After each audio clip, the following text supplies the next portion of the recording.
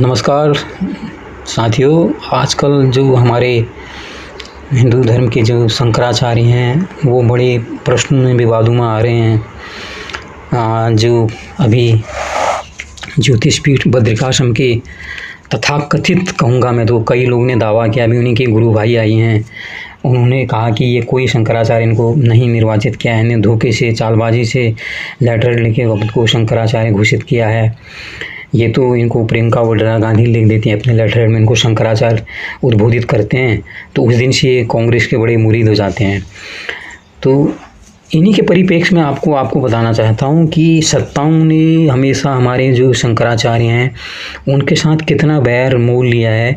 अगर आप लोगों को याद न हो तो मैं आपको याद दिलाना चाहता हूँ, कांची कामकोटि के जो शंकराचार्य थे 69वें स्वामी जयेंद्र सरस्वती जी, जो करीब 50 वर्षों से ज़्यादा तक उस काम पीठ के वो शंकराचार्य रहे और वो कितने लोकप्रिय थे। उनने पूर्वोत्तर भारत के इलाकों में भी कई सामाजिक कार्य किए। वहाँ पर वो दलितों उद्धार के लिए बड़े प्रसिद्ध थे। समाज सेवा उनने शंकराचार्य की जो मठ को जो है उनने समाज सेवा के तौर पे भी उन्होंने इस्तेमाल किए। काफ़ी मंदिरों का उन्होंने जीर्णोद्धार किया और काफ़ी उन्होंने सामाजिक सुधार के काम भी किए।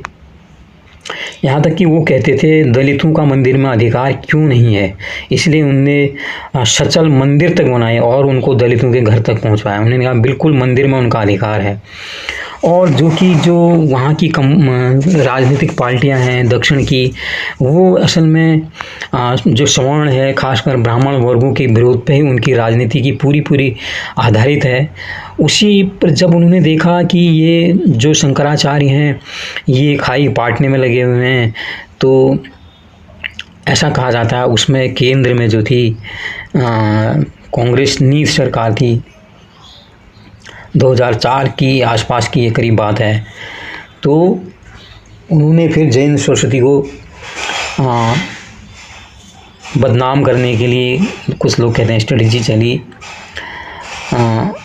तो वहाँ पर एक शंकर रमन थे, जो वरदराजन एक मंदिर था उसी पीठ के परिसर में, वरदराजन मंदिर के जो एक प्रबंधक थे शंकर रमन, उनकी हत्या हो गई थी। उनकी हत्या का उनको मुख्य आरोपी बना दिया गया।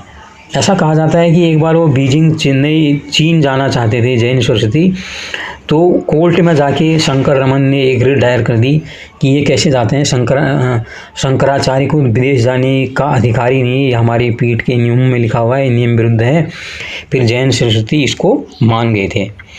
तो शंकर रमन जब भी मौका मिलता था इनको डिफेम करने में लगे रहते थे। वो क्यों लगे रहते थे, उनके पीछे कोई था, ये राज अभी तक किसी को पता नहीं है।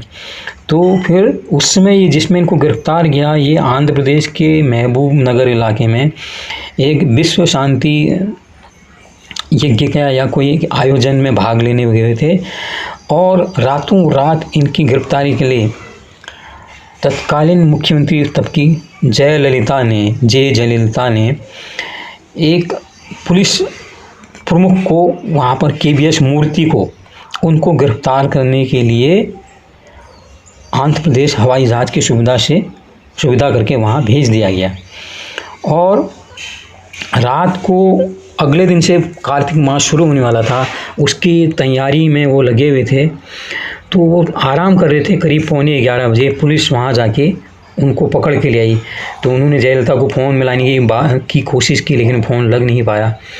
फिर अगले दिन वो पहुँचे, जैसे ही वहाँ पहुँचे तो जब उनको पुलिस की कस्टडी में जाता, उन्होंने ये भी कहा क्या मैं वीरप्पन हूँ, जैसा कि आपको प्रसिद्ध है उसमें दक्षिण भारत के इलाकों में वीरप्पन का एक बड़ा दहशत था। खैर उनको सीधे कांचीपुरम की जेल में उनको 15 दिन की हिरासत में, न्यायिक हिरासत में उनको ले लिया गया। हालांकि बाद में उनको चेन्नई के ही एक अदालत से उनको अंतरिम जमानत मिल गई थी। उन्होंने फिर सुप्रीम कोर्ट से अनुरोध किया कि यहाँ जो हालात हैं उसको मुझे लगता नहीं है कि मेरे साथ कुछ न्याय हो सकता है, मैं बिल्कुल निर्दोष हूँ, मैं इन मामलों में कुछ जानता नहीं हूँ।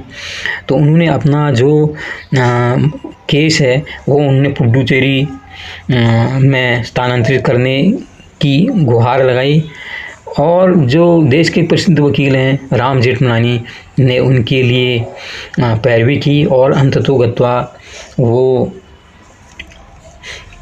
बरी घोषित हो गए थे। बड़ी आश्चर्य की बात है, उन पर आईपीसी की धारा 300 जो कि हत्या का है की धारा है वो उन पर लगाएगी। 201 उन पर लगाएगी जिसमें सबूत मिटाने का आरोप रहता है। 213 वो है आईपीसी की धारा जिसमें रिश्वत लेकर आरोप को छिपाने की बात कही जाती है। तो इतने सारे षड्यंत्र उनके साथ पूरे किए गए। तो प्रणब मुखर्जी ने भी कहा जाता है उसमें, जब केंद्र में वो मंत्री थे, उन्होंने एक कैबिनेट में ये प्रस्ताव पारित किया था कि ये दिवाली के दिन एक हिंदू धार्मिक संत को इस तरह से गिरफ्तार किया जाता है, अगर यही कोई ईद के दौरान अगर कोई मुस्लिम धर्मगुरु को आप गिरफ्तार करो तो क्या होगा। वो प्रणब मुखर्जी ने अपनी जो पुस्तक लिखी थी उसमें द कोलिशन ईयर्स, उसमें उन्होंने साफ लिखा हुआ है कि तब की केंद्र सरकार ने केंद्र की कांग्रेस नीति सरकार थी उसने इस पर चुप्पी साध ली। तो इसमें बड़े खुलासे से उन्होंने लिखा कि किस तरह से सोनिया गांधी जैन सरस्वती जी के खिलाफ थी, क्योंकि वो जो मिशनरीज हैं उनके कामों के आगे वो बिल्कुल एकदम खड़े हो गए थे। वो जो भेद थे, जो सामाजिक विभेद किया था राजनीतिक कारणों से, उसको मिटाने में कामयाब हो रही थी। जो दूरी पाटने की थी सवर्णों और दलितों के बीच में, उसको पाटने में जैन सरस्वती ने बड़ी ज़बरदस्त एक भूमिका निभाई थी।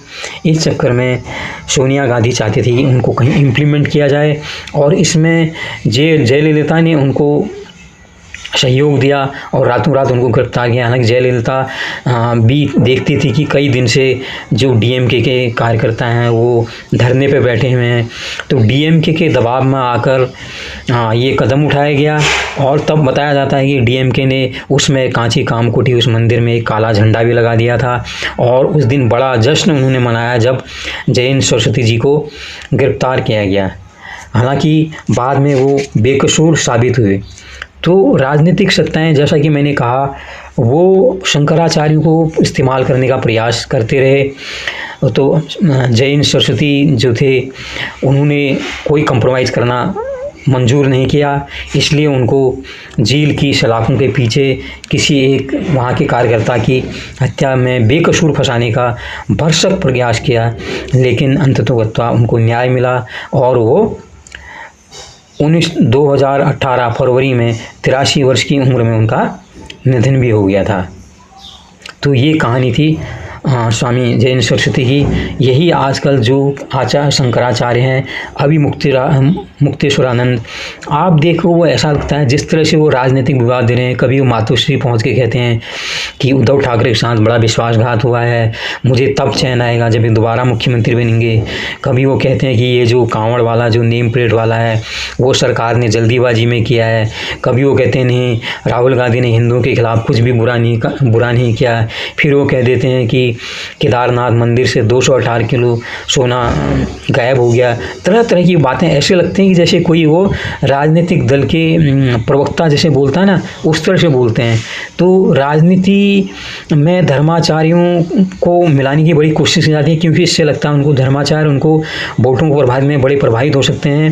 हो सकता है हिंदुओं का वोट खींचने के लिए उनको अपने फेवर में कांग्रेस लेना चाहती हो, क्योंकि वो मोदी सरकार को हटा नहीं पा रही है इस वजह से। लेकिन जो भी हो, चाहे वो मोदी सरकार हो चाहे वो कांग्रेस की हो, शंकराचार्यों को या किसी भी धार्मिक संगठन को राजनीति से दूर रखना चाहिए। अगर वो समाज में शिक्षिता लाना चाहते हैं, समाज में कुछ समानता पैदा करना चाहते हैं तो।